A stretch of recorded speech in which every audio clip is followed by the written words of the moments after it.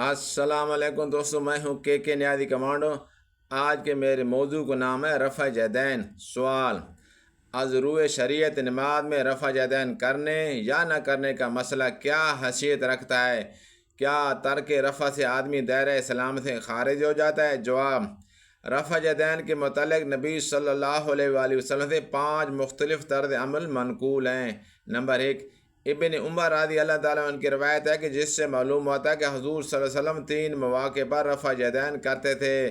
افتتاح صلاۃ کے وقت، رکوع میں جاتے ہوئے اور رکوع سے اٹھ کر۔ نمبر 2، مالک بن حویرث رضی اللہ تعالیٰ عنہ کی روایت جس میں 2 مواقع پر رفع یدین کا ذکر ملتا ہے: افتتاح صلاۃ کے وقت اور رکوع سے اٹھ کر۔ نمبر 3، وائل بن حجر رضی اللہ تعالیٰ کی روایت جس میں 4 مواقع پر اس کا مذکور ہے: افتتاح صلاۃ کے وقت، رکوع میں جاتے ہوئے، رکوع سے اٹھتے ہوئے اور سجدہ کے موقع پر۔ نمبر 4، ابو حمید سعدی کی روایت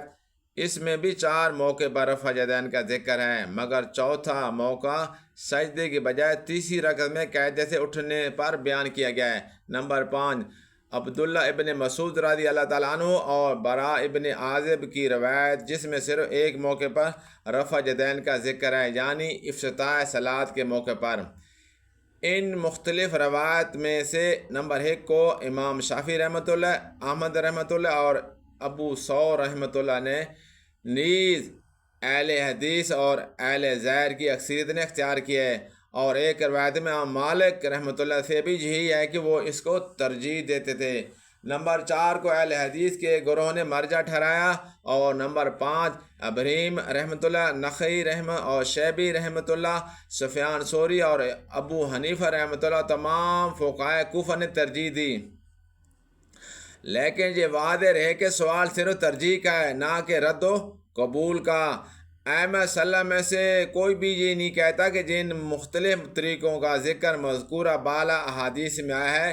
ان میں سے کسی پر حضور صلی اللہ علیہ وسلم نے عمل نہیں کیا تھا، بلکہ کہتے صرف یہ ہیں کہ جس خاص طریقے کو ہم نے مرجع قرار دیا ہے وہ حضور صلی اللہ علیہ وسلم کا عام معمول تھا، اور دوسرے طریقوں پر آپ صلی اللہ علیہ وسلم کبھی کبھی عمل کر لیتے تھے۔ پس جب معاملے کی حیثیت یہ ہے تو ان طریقوں میں سے جس پر بھی کوئی عمل کر رہا ہے حدیث ہی کی پیروی کر رہا ہے، اور اس کی نکیر کرنا یہ معنی رکھتا ہے کہ اتباع پیغمبر صلی اللہ علیہ وسلم پر نکیر کی جاتی ہے،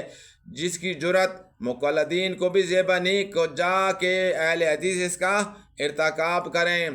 پھر اگر کوئی شخص ان طریقوں میں سے کسی ایک طریقے پر جامد ہونے کی بجائے